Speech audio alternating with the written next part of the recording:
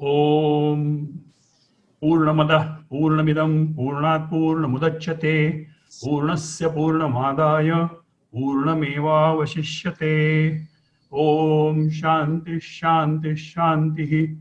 असतो मा सद्गमय तमसो मा ज्योतिर्गमय मृत्योर्मा अमृतंगमय। ओम शांति शांति शांति। Namaste to everyone. We at Indic Academy, Advaita Academy, welcome you all to the 1 month long Oneness Festival, a global celebration of Adi Shankaracharya Ji. In this session, we have a live talk by Param Pujya Swami Govinda Devgiri Maharaj Ji on Yajnavalkya Janaka Samvad, followed by a question and answer, and then a video by Professor B. Mahadevan on three-dimensional perspective of Adi Shankara's teachings. Please stay back for both. And for the new attendees, we have 4 different sessions every day, 2 in the morning at 6 a.m. Indian Standard Time and 2 in the evening at 6:30 p.m. Indian Standard Time. We also have an extra session of music on Saturday and Sunday right after the morning sessions and 1 hour before the evening sessions. Swamiji is Acharya degree holder from Sampurnananda Sanskrit Vishwavidyalaya, Kashi. He is a reputed expositor of Srimad Bhagavatam, Ramayana, Mahabharatam, Yoga Vasishtha, Bhagavad Gita, Jnaneshwari, Buddha, etc. in Hindi, Gujarati, Marathi, and English. He was initiated by Swami Jayendra Saraswati Maharaj of Kanchi Kamakoti Peetham and is the founder of Maharshi Vedavyas Pratishthan, exclusively dedicated to the Vedic education. It was set up in 1990 and it runs 34 Vedic free residential schools all over India with almost 800 students. He is also the founder of Gita Parivar and Jnaneshwar Gurukul, and the latter was established in the year 2000 to propagate the teachings of the saints of India via publications and spiritual retreats. He is also Koshadhyaksha of Ram Janmabhoomi Tirtha Kshetra Nyas. You may also type in the questions and or comments in the chat box, and I will pick up a few questions at the end of the talk for Param Pujya Swamiji. I now humbly request Swamiji to please start his talk. Sri Guru Bhyo Namaha. Swamiji, I am muting myself. वर्णानाम् अर्थसंघानां रसानां छन्दसामपि मंगलानां च कर्तारौ वन्दे वाणी विनायकौ नमामि सद्गुरुं शान्तं सच्चिदानन्द विग्रहं पूर्ण ब्रह्म परानन्दम् ईशमानन्द वल्लभं प्रपन्न पारिजाताय तोत्रवेत्रैक पाणये ज्ञानमुद्राय कृष्णाय गीतामृतदुहे नमः माधुर्य सकल्लोलां शिवशक्त्यैक रूपिणीं अमृतानुभवार्थाय वन्दे ज्ञानेश नन्दिनीं यस्य वेदमयी वाणी यस्य देवमयी तनुः यस्य ब्रह्ममयी दृष्टिः स गुरुः पातु मां सदा शंकरं शंकराचार्यं केशवं बादरायणं सूत्रभाष्यकृतौ वन्दे भगवन्तौ पुनः पुनः।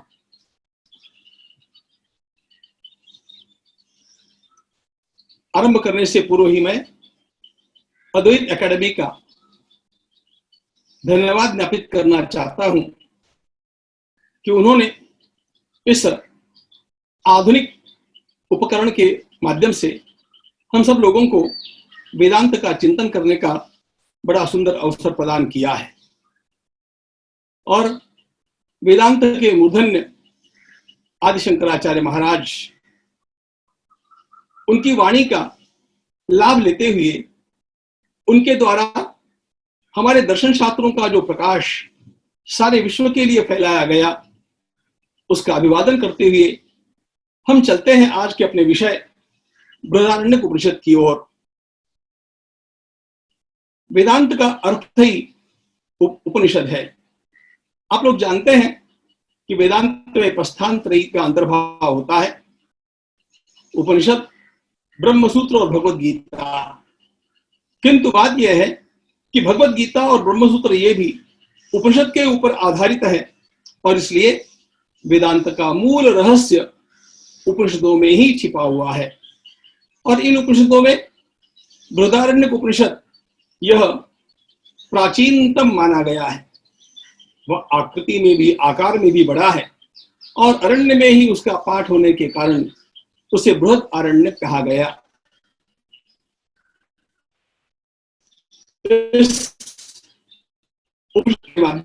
जो धन का प्रकाश और इस संपूर्ण उपनिषद के अंदर हम लोगों को सर्वाधिक उपदेश मिलता है योगीश्वर याज्ञवल्क्य महाराज के द्वारा दिया हुआ। वैसे भी Vedanta is the culmination of Indian thought. Vedanta हमारे संपूर्ण भारतीय विचार का ही नहीं, सारे विश्व के विचार का गौरी शंकर शिखर है और इसे उस शिखर तक पहुंचाने का श्रेय सबसे पहले भी किसी को जाता है व्यक्ति के रूप में, तो योगीश्वर याज्ञवल्क्य महाराज है। He is called and rightly called the father of Indian philosophy। Bharat के दर्शन शास्त्र की अनेक शाखाएं बाद में चलती रही, लेकिन इन सारी शाखाओं का विकास जिन संवादों के माध्यम से हुआ, वहां से जहां से आरंभ हुआ, वे सारे संवाद हम लोगों को महर्षि याज्ञवल्क्य के मिलते हैं। और इसलिए यह उपनिषद अत्यंत गहरा उपनिषद है, बड़ा कठिन भी है, विस्तृत भी है। हम लोग योगीश्वर याज्ञवल्क्य को प्रणाम करते हैं कि उन्होंने ये दिव्य विचारधारा हम लोगों को प्रदान की। अब उनके द्वारा जो विचारधारा हमें प्रदान की गई है वो तो बड़ी विस्तृत है और वे स्वयं इस सारी विचारधारा के आदि प्रवर्तक कहे जाए तो कोई इसमें विरोध होने का कारण नहीं है। हम लोग याज्ञवल्क्य जनक संवाद का थोड़ा अवलोकन करने वाले हैं, विहंगम अवलोकन ही करने वाले हैं, क्योंकि ये संवाद इतने गहरे हैं कि इनके ऊपर भाष्य लिखते समय भगवान आदि शंकराचार्य महाराज ने जो विस्तार किया है, उस विस्तार के कारण ही हम लोगों का इन भाष्यों में, इन प्रमेयों में, इन सिद्धांतों में प्रवेश हो सकता है। और ये सब इतना विस्तृत है, उसका ठीक से गहराई से चिंतन करने के लिए तो बहुत अधिक समय की आवश्यकता है। हम आज केवल विहंगम अवलोकन करेंगे और इस अवलोकन से पूर्व थोड़ा सा जानने का प्रयास करेंगे कि योगीश्वर याज्ञवल्क्य महाराज का वास्तव में उस समय भी स्थान क्या रहा, वे स्वयं कितने महान रहे और जिनके समक्ष आखिर मिथिला के नरेश महाराज जनक को, जो विदेह राज है, यह कहना पड़ा कि मैं अपने राज्य के सहित स्वयं को आपके चरणों में अर्पण करता हूं, ऐसा ज्ञान आपने मुझे देकर के कृतार्थ कर दिया है। कैसे है वे याज्ञवल्क्य? आइए हम चलते हैं उस प्रसंग में जहां से इसका इस बृहदारण्यक का तीसरा अध्याय आरंभ होता है। जनको वैदेहो बहुदक्षिणेन यज्ञे नेजे तत्र कुरु पांचालानाम ब्राह्मणा अभिसमेता बभूवुः। महाराज जनक जी ने बहुत बड़ा यज्ञ किया। बहुत बड़े यज्ञ तो अनेक प्रकार के होते हैं, इसकी विशेषता ये थी कि महाराज जनक इस यज्ञ में बहुत ज्यादा व्यय करने वाले थे, बहुत दक्षिणा वितरित करने वाले थे और कुरु पांचाल देश के अनेक बड़े बड़े विद्वान वहां पर आकर के पहुंचे हैं। अब आए हुए इन विद्वानों के समक्ष महाराज जनक ने एक बड़ी पहेली रख दी। उन्होंने कहा कि मैंने यहाँ पर 10,000 गौवें खड़ी की है और उन गौवों के शुंगों में 10-10 स्वर्ण की मुद्राएं हैं और ये सारी मैं उनको प्रदान करने वाला हूं जो ब्रह्मिष्ठ है, जो ब्रह्मज्ञानी है, ब्रह्मवेत्ता जो भी हो वह आकर के इनको ग्रहण कर सकता है। और जब ये बात चली तो सब लोग आपस में एक दूसरे की ओर देखने लगे। कोई कुछ बोल नहीं रहा था। मैं ब्रह्मज्ञानी हूं ऐसा कैसे कहा जाए, यह सबके लिए बड़ा प्रश्न था।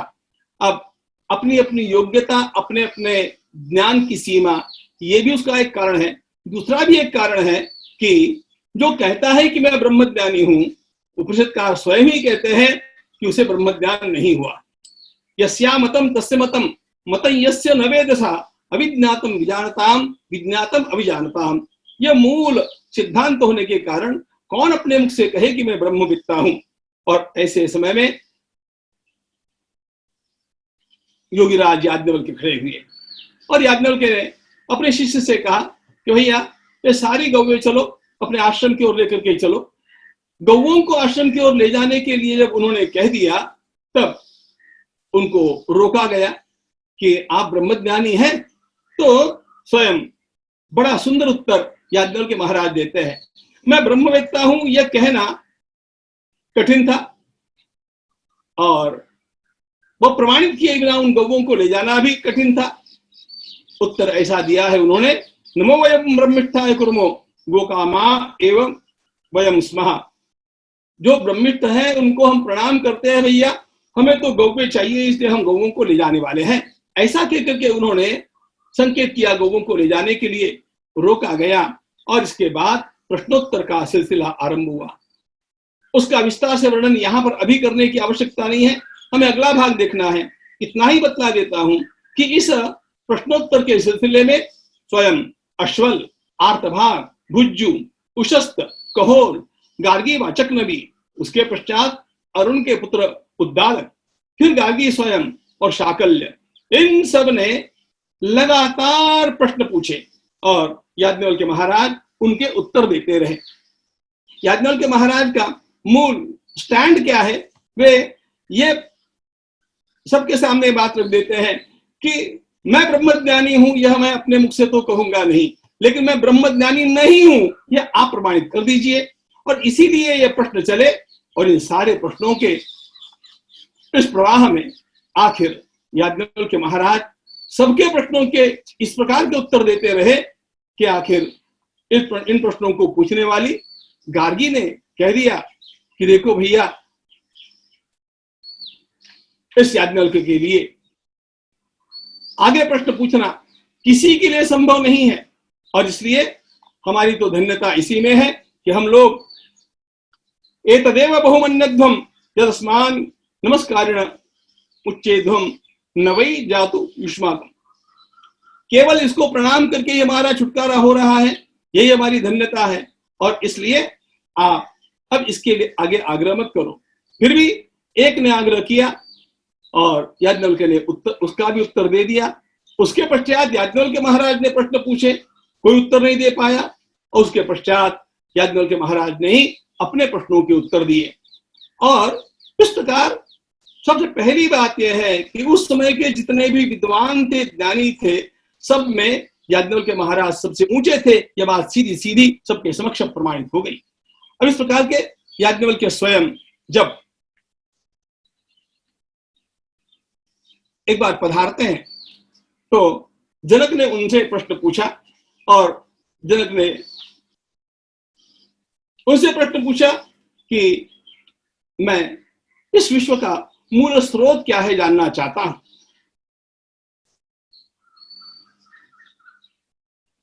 सारी सृष्टि का अंतिम सत्य क्या है मैं जानना चाहता हूं। जीवन का मौलिक रहस्य मैं जानना चाहता हूं। याज्ञवल्क्य महाराज ने स्वयं कहा, इसके बारे में आपने अब तक क्या क्या सुना है ये मुझे आप बताइएगा। और इसके पश्चात याज्ञवल्क्य के समक्ष जनक जी ने जो कुछ सुना था वह बताया।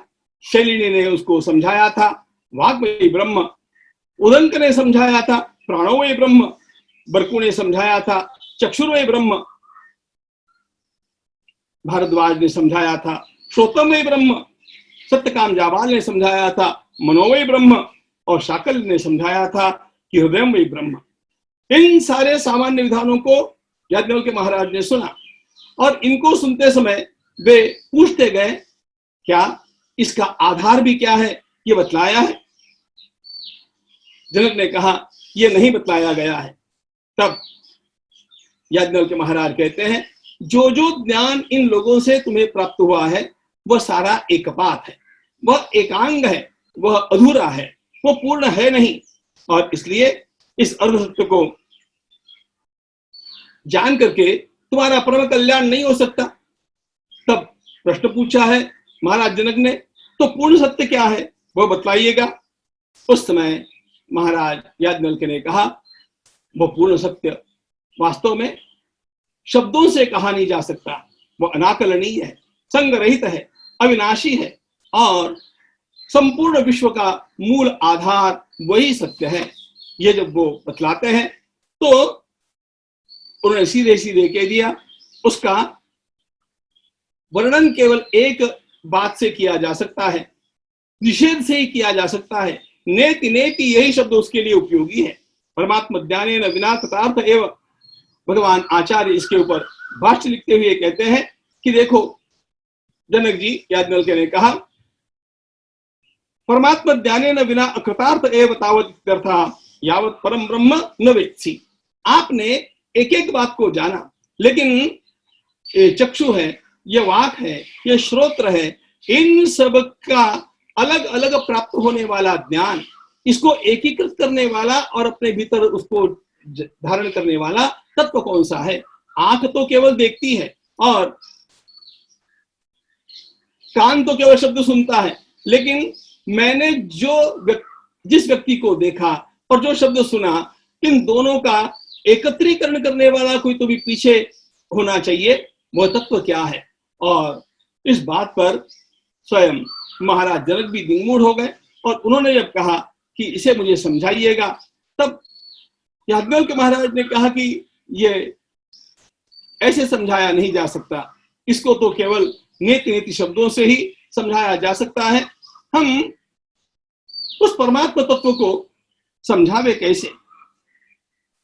स एष नेति नेत्यात्मग्राह्यो नहीं गृह्यते अशीर्यो नहीं शीर्यते असंगः नहीं सज्जते असितो न व्यथते न ऋषत् भयं में जनक प्राप्तोसि होवाच याज्ञवल्क्यः।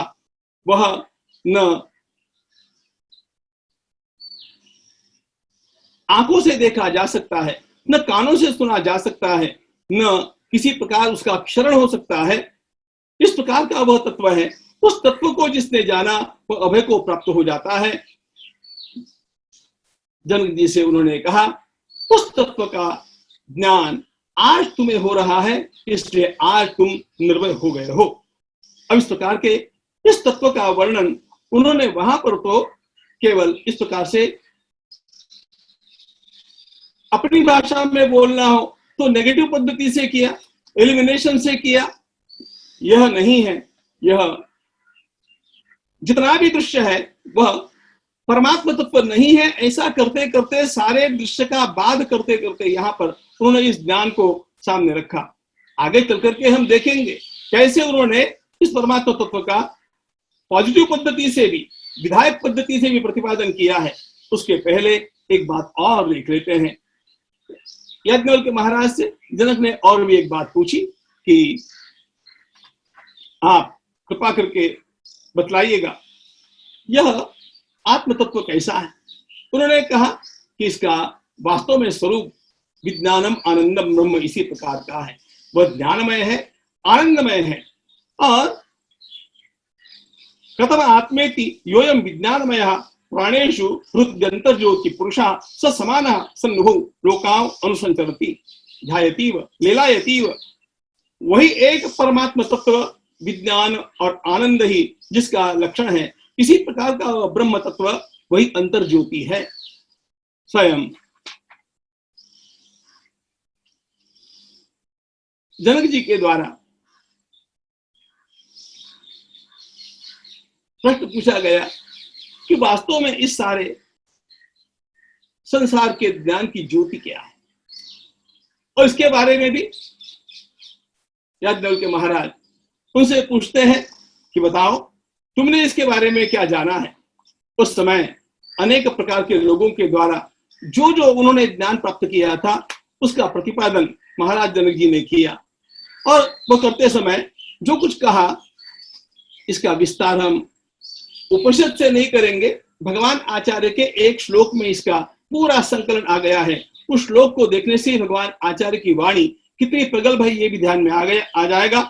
किंज्योतिस्तव भानुमान हनिवे रात्रौ प्रदीपादिकं स्यादेवं रविदीप दर्शन विधौ ज्योतिराख्याहि मे चक्षुस्तस्य निमीलनादि समये किं धीर्धियो दर्शने किं तत्राहमतो भवान परमकं ज्योतिस्तरस्मि प्रभो।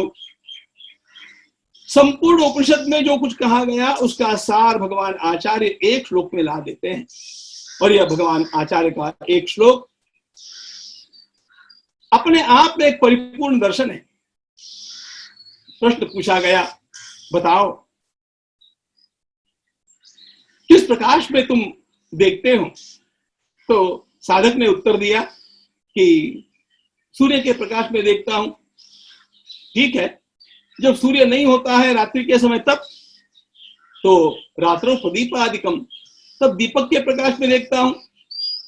ठीक, रात्रि के प्रकाश, रात्रि दीपक का प्रकाश उपलब्ध है। उपनिषद की दृष्टि में कहा जाए तो आदित्य ज्योति, चंद्र ज्योति, अग्नि ज्योति, वाग ज्योति और आत्म ज्योति, इस प्रकार की 5 ज्योतियां उपनिषदकार ने कही है। सूर्य के प्रकाश में हम देखते हैं, सूर्य का प्रकाश नहीं है तो चंद्र के प्रकाश में देखते हैं, चंद्र का प्रकाश भी नहीं होगा उस समय तो अग्नि के प्रकाश में हम देखते हैं, अग्नि माने दीपक, दीपक भी नहीं होगा तो उस समय वाग ज्योति। हम वाणी का उपयोग करके अंधेरे में कौन कहाँ है पूछ लेते हैं, वाणी की ज्योति है। लेकिन ये सारी ज्योतियां जब नहीं होती है, स्यादेवं रवि दीप दर्शन विधौ किं ज्योतिराख्याहि मे चक्षुस्तस्य निमीलनादि।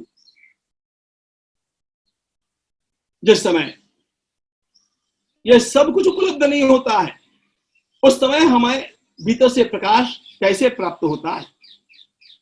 उस समय एक ही ज्योति रह जाती है, ध्यान रखना, हमारी बुद्धि की ज्योति। आपने प्रज्ञा चक्षु शब्द सुना होगा। अनेक लोग ऐसे हैं, अनेक विद्वान भी ऐसे आपको मिले होंगे जिनके नेत्र नहीं है लेकिन फिर भी जो अंतरंग में बहुत ज्ञान धारण करते हैं। वे कौन सी ज्योति से देखते हैं? वे प्रज्ञा की ज्योति से, बुद्धि की ज्योति से उस ज्ञान को ग्रहण करते हैं, धारण करते हैं। बुद्धि ही ज्योति है, लेकिन इस बुद्धि का भी ज्ञान रखने वाली ज्योति कौन सी है? ऐसा जब प्रश्न खड़ा किया जाता है तब उत्तर एक ही होता है, किं तत्राहमतो भवान। फिर तो यही कहना पड़ता है कि इस बुद्धि के पीछे भी मैं हूं। यह अंतरंग ज्योति, यही मेरा वास्तव में परिचय है, और यह अंतरंग ज्योति जो मेरा परिचय है वही परम तत्व है, वही विज्ञानम आनंदम ब्रह्म। इस प्रकार से जिसका वर्णन उपनिषदकार करते हैं वह तत्व है। इस वास्तव में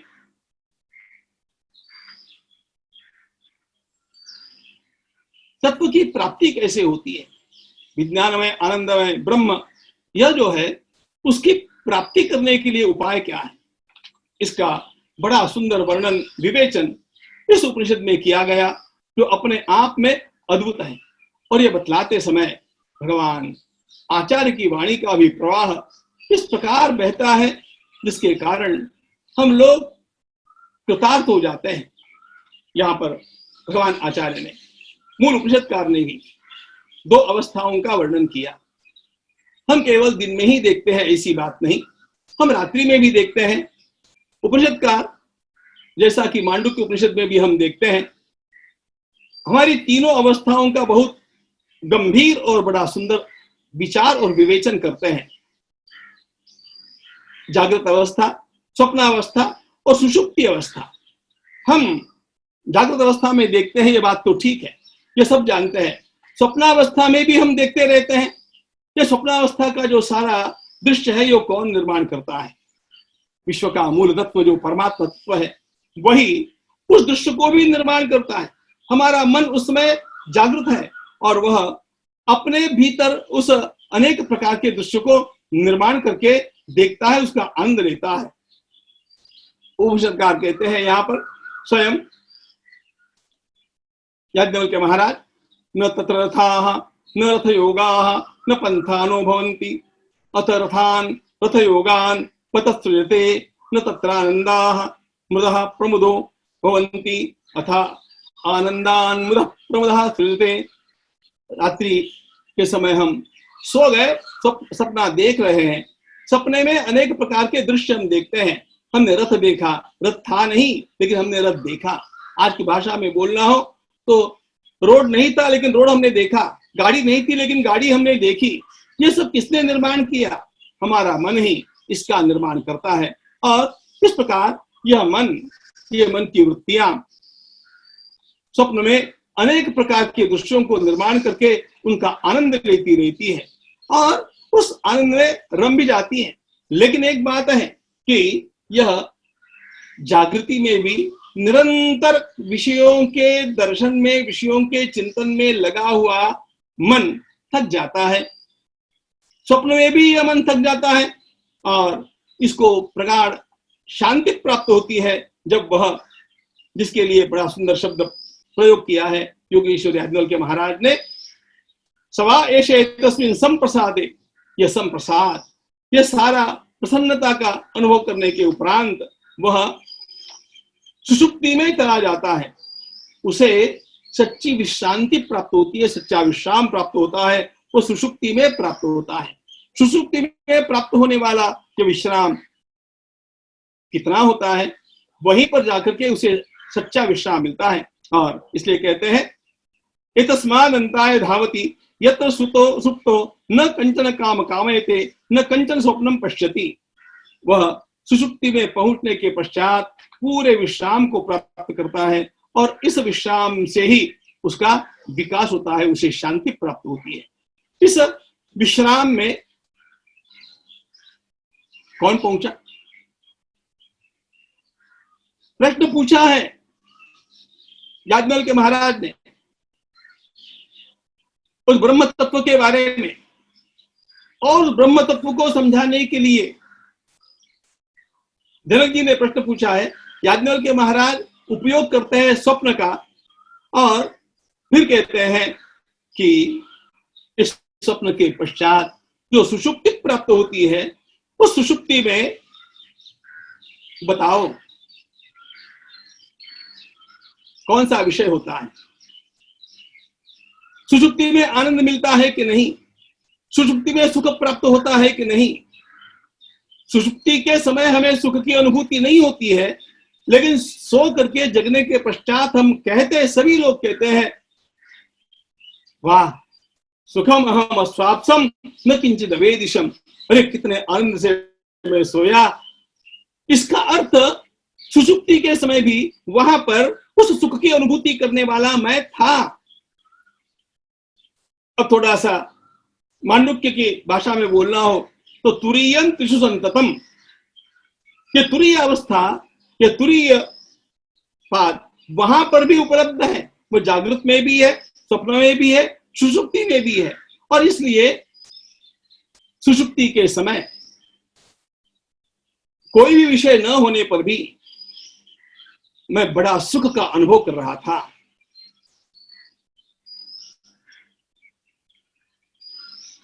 सुख विषयों में है, इस भ्रांति का निरसन करने के लिए बतलाते हैं। हमें सुख बाहर से मिलता है, इस भ्रांति का निरसन करने के लिए बतलाते हैं कि इस सुषुप्ति का जो सुख है, वो सुषुप्ति का सुख, वो सुषुप्ति का आनंद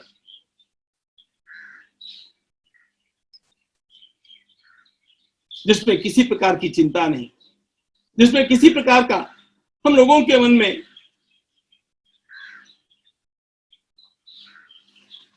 क्षोभ नहीं। तत्र पिता अपिता भवति, माता अमाता, लोका अलोका, देवा अदेवा, वेदा अवेदा, अत्र स्तेनो अस्तेनो भवति। आगे बोलते बोलते वे कहते हैं कि किरणो ही तदा सर्वान शोकान हृदयस्य भवति।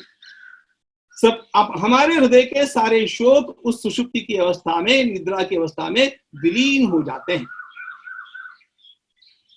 समझ लो मेरा कोई केस चल रहा है, उसका मुझे क्षोभ है। मेरी कन्या का विवाह नहीं हो रहा है, उसका मुझे क्षोभ है। मेरे व्यवसाय में कुछ लॉस हुआ है, उसका मुझे क्षोभ है। ये सारे क्षोभ होते तो हैं। सुषुप्ति के समय इन सारे क्षोभों के होने पर भी उनकी अनुभूति मुझे न होने के कारण मैं कितना प्रगाढ़ शांति का अनुभव कर सकता हूं। ये सारे सुषुप्ति के समय विलीन हो जाते हैं, उनका मुझे स्पर्श नहीं होता है।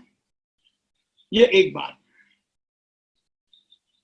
ब्रह्म की अनुभूति के समय क्या होता है, यह बतलाने के लिए याज्ञवल्क्य महाराज इसका उपयोग करते हैं कि जिस प्रकार सुषुप्ति के समय ये सारे के सारे मुझे अनुभूत नहीं होते हैं और मैं प्रगाढ़ शांति में पहुंच जाता हूं,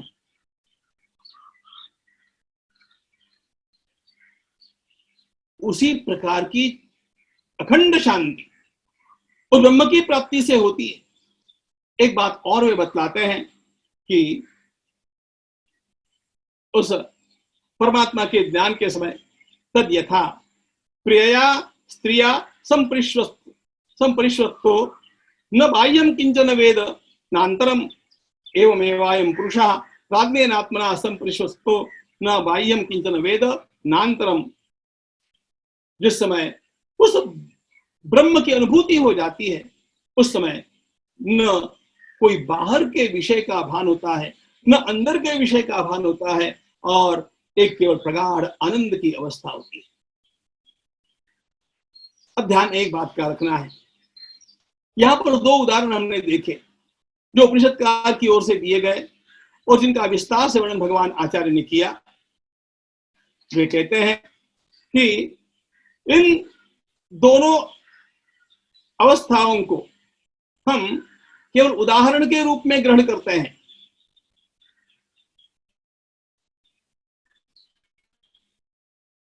सुषुप्ति का यह सुख यदि जागृति में भी प्राप्त हमें हो जाए, सुषुप्ति के समय जिस प्रकार हमें बाहर के किसी प्रकार के क्षोभ का बोध नहीं था, जागृति में भी वह हो जाए, तो यह हमारा आंतरिक शांति का भाव, तो यह हमारा आनंद अखंड प्रतीत होने लग जाता है। दूसरा उदाहरण हमने देखा था जो उपनिषदकार ने कहा है कि प्रिय पत्नी के प्रगाढ़ आलिंगन में द्वैत का भान न होते हुए और वो पूर्णता से सम्मिश्रित हो जाता है। अब यहां पर दिए हुए दोनों उदाहरण, ये दोनों उदाहरण केवल अन्य उदाहरणों की उपलब्धि न होने के कारण दिए हैं। ध्यान में ये रखना चाहिए, सुषुप्ति का जो सुख है वह सुख केवल हमारे दुख के नाश का सुख नहीं है, वह केवल दुख के उस समय के विस्मरण का दुख है। और सुषुप्ति में पराधीनता है।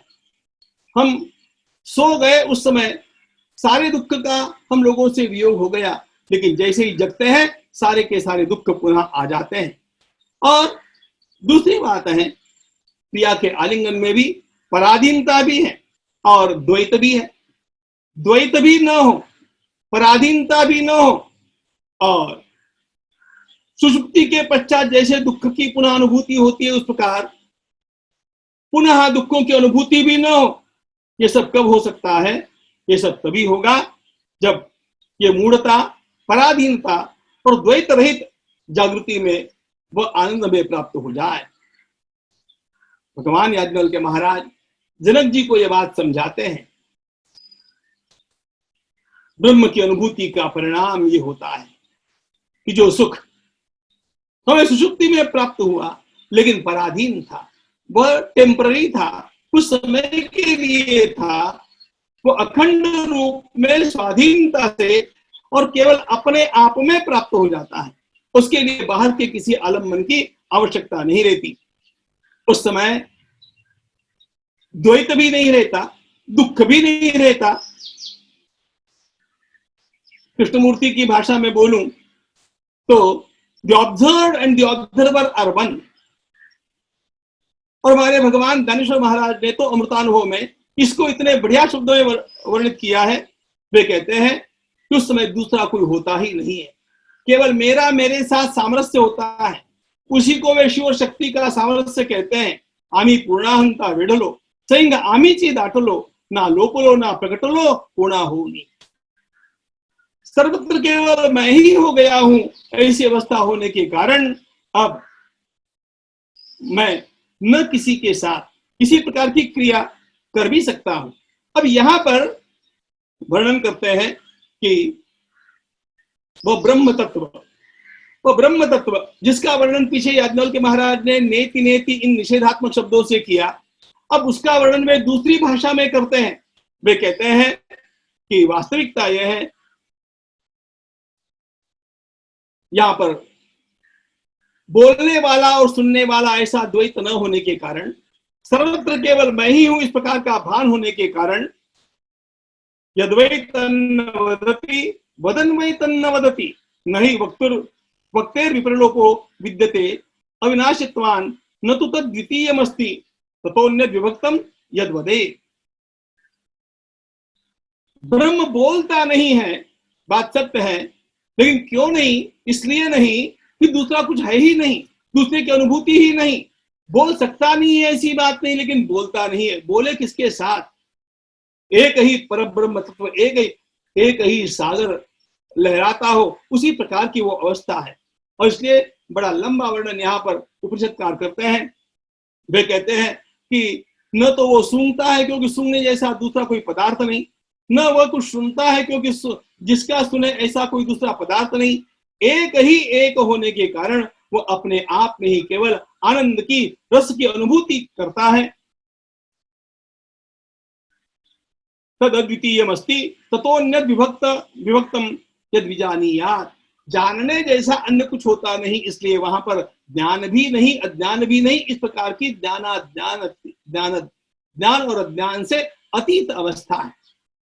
वास्तव में वह व्यक्ति मात्र है, लेकिन उसे ज्ञान कहना भी इसलिए संभव नहीं है कि ज्ञान शब्द भी अज्ञान के सापेक्ष होता है।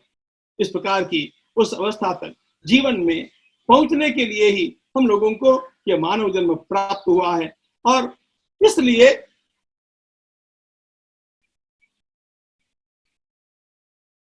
ध्यान ये रखना, एषास्य परमागति, एषास्य परमा संपत्, एषोस्य परमो लोका, एषोस्य परम आनंदः, एतस्यैव आनंदस्य अन्यानि भूतानि मात्रां उपजीवन्ति। संपूर्ण जीवन की बाजी लगा करके इस अवस्था को जिसने प्राप्त कर लिया, बस उसने सब कुछ प्राप्त कर लिया। उसने जो प्राप्त किया उसके प्राप्त करने जैसा संसार में क्या, सारे ब्रह्मांड में अन्य कुछ भी है नहीं। वो कितना महान आनंद प्राप्त करता है, इसका वर्णन बतलाते समय याज्ञवल्क्य महाराज अद्भुत वर्णन करते हैं। वे कहते हैं कि एक मनुष्य का वे यूनिट का उपयोग करते हैं।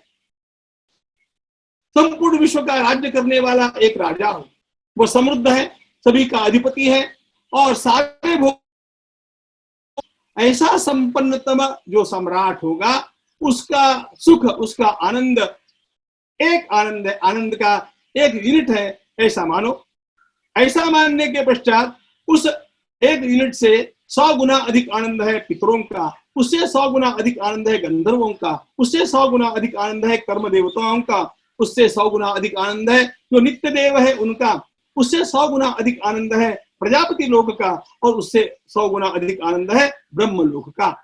अब कल्पना कीजिएगा, मनुष्य के आनंद का एक यूनिट जो बताया, उसकी तुलना में यह आनंद कितना है। अब ये गणित करने की बात नहीं है, कहने का तात्पर्य केवल इतना ही है कि वह अनंत है, वह अखंड है और वह किसी प्रकार नष्ट न होने वाला है। उसकी तुलना की जाए ऐसा कोई आनंद सारे संसार में कहीं पर भी उपलब्ध होना केवल असंभव ही है।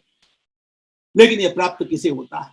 यह प्राप्त उसे होता है जिसके अंतरंग से सारी कामनाएं समाप्त हो गई।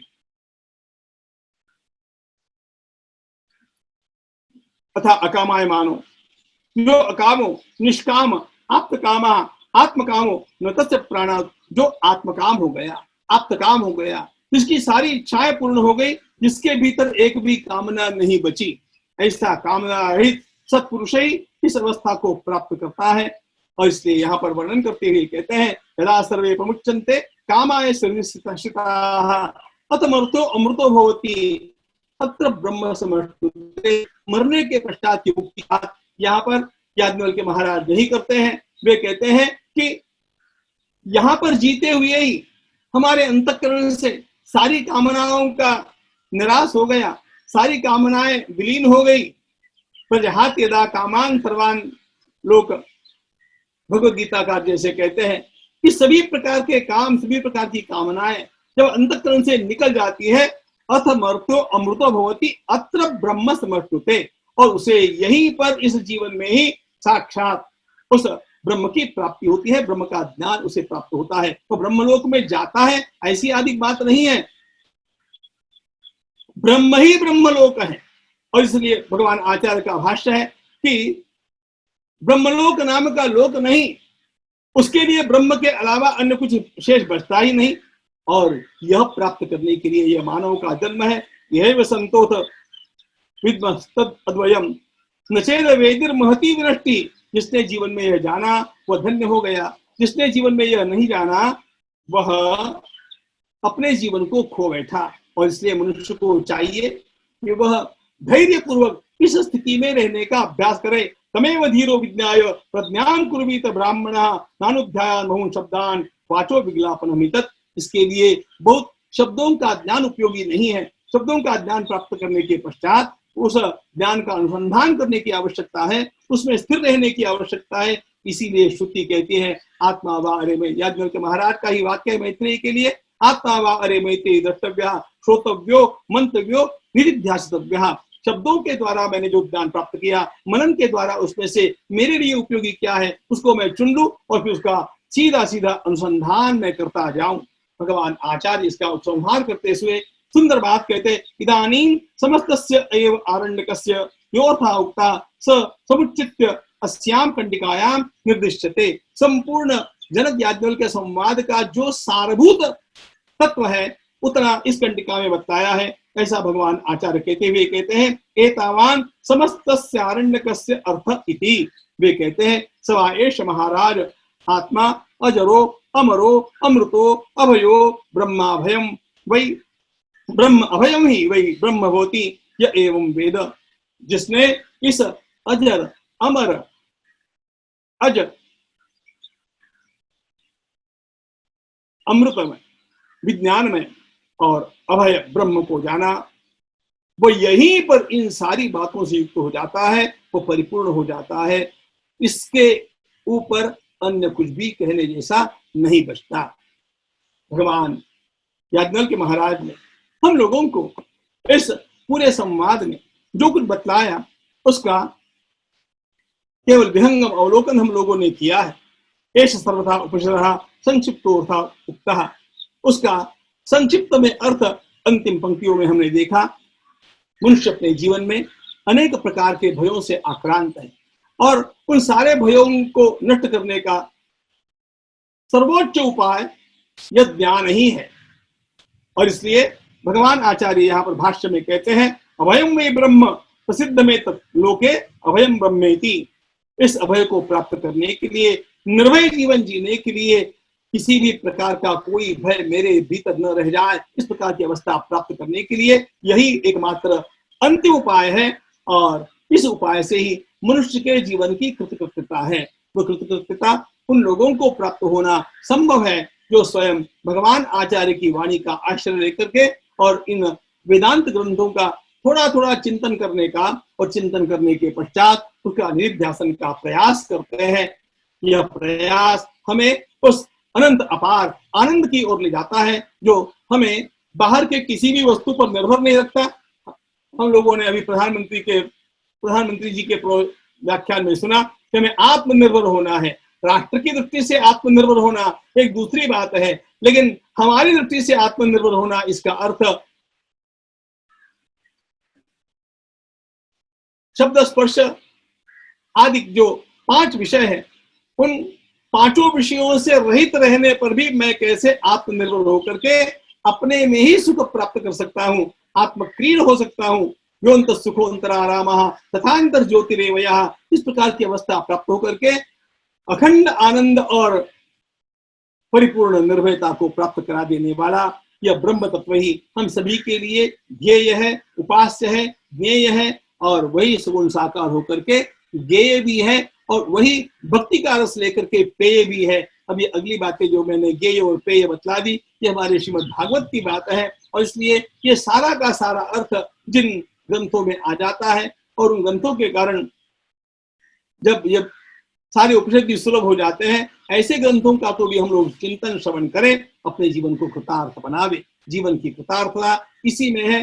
अंतिम बात केवल कह देता हूं कि यह जो तत्व यहाँ पर भगवान याज्ञवल्क्य महाराज के द्वारा प्रतिपादित किया गया और जिसका वर्णन भगवान आचार्य ने अपने भाष्य में अत्यंत खोल खोल करके हमारे लिए किया, वही प्राप्त करने जैसा है। उपनिषदकार कहते हैं, तमेवैकं विजानथ आत्मानम् अन्यवाचो युञ्जत, उस एक आत्म तत्व को जान लो, बाकी सारी बातें छोड़ दो। हम उस आत्म तत्व का अनुसंधान करें और वो शक्ति हमें भगवान आचार्य प्रदान करे। इसी प्रार्थना के साथ आप सभी को बहुत बहुत धन्यवाद। Thank you, Swamiji. Thank you. It was really a fantastic exposition of an outstandingly condensation power of Adi Shankaracharya ji to condense all entire Brihadaranyaka Upanishad in just one stanza. Kinjyotistava bhanumana hanime. Wow, it was really very nice to hear you.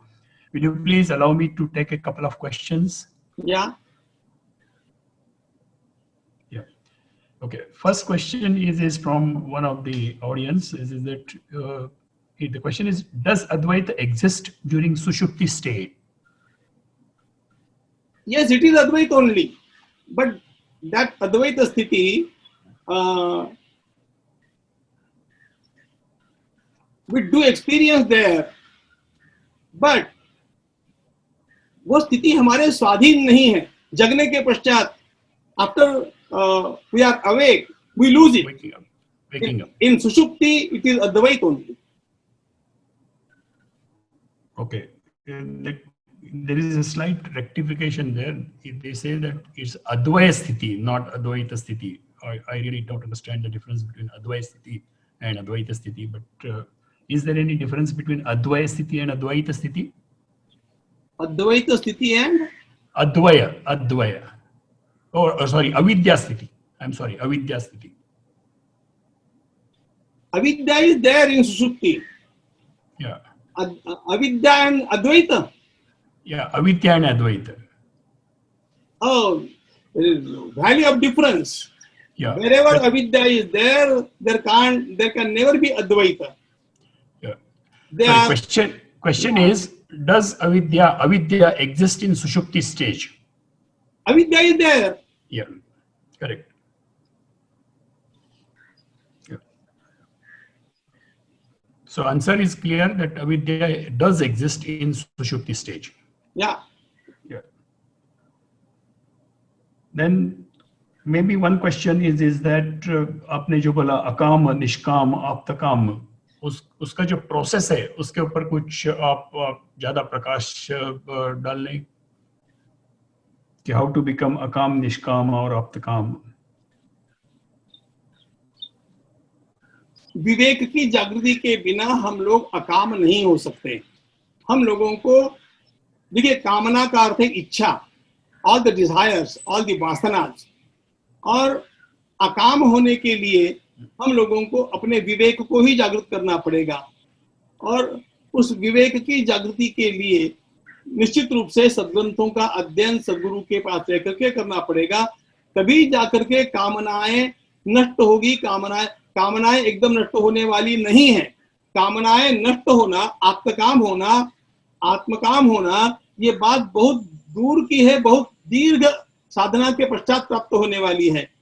पहले इन कामनाओं के वैयर्थ को जान लेना चाहिए। The futility of the कामना we must know first, and for that we must have the power of discretion. That is called atma anatma vivek. नित्य नित्य विवेक। नित्य क्या है, अनित्य क्या है, इसको जब तक, और इसीलिए वेदांत का अध्ययन करते समय पहले सबसे पहले आवश्यकता मानी जाती है इन चार बातों की।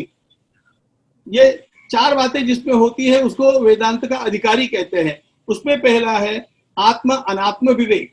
जब आत्मा और अनात्मा का विवेक जागृत होगा कि क्या स्थायी है, क्या टेम्पररी है, टेम्पररी के पीछे मैं कितना भागूं, यह विवेक मेरे भीतर पहले जागृत होना चाहिए। यह विवेक जैसे ही जागृत होगा वैसे कामना शिथिल होना आरंभ हो जाती है, क्योंकि मैं उसकी फ्यूटिलिटी देखने लग जाता हूं। यह व्यर्थ है, कुछ बातें नित्य है और कुछ बातें अनित्य है।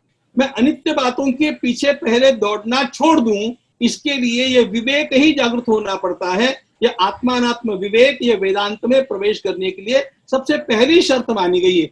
अधिकारी वेदांत का वो होता है जिसमें 4 बातें होती है, जिसमें पहली बात आत्मानात्म विवेक है, यह मुत्रार्थ फल भोग विराग है, और नित्यानित्य वस्तु विवेक, यह मुत्रार्थ फल भोग विराग, मुमुक्षुत्व और षट संपत्ति। ये 4 बातें होने पर वेदांत में प्रवेश होता है। तो नित्य और अनित्य का विवेक जागृत होना पहले आवश्यक है। जब नित्य और अनित्य का विवेक जागृत होगा तब अनित्य की जो वासनाएं हैं, कामनाएं हैं, वे अपने आप शिथिल हो जाती है। नष्ट तो नहीं होगी लेकिन शिथिल हो जाती है।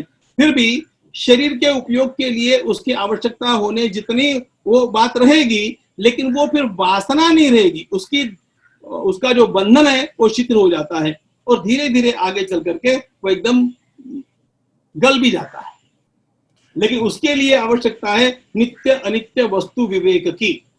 तो विवेक हमारे भीतर जागृत होना चाहिए और ये विवेक सत्संगति से जागृत होता है। इसे सत्संग करते रहना, सदग्रंथ पढ़ते रहना, नित्य अनित्य वस्तु का विवेक जागृत करना, उससे कामना शिथिल होकर के बाद में गल जाती है।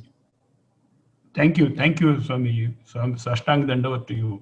Thank you very much.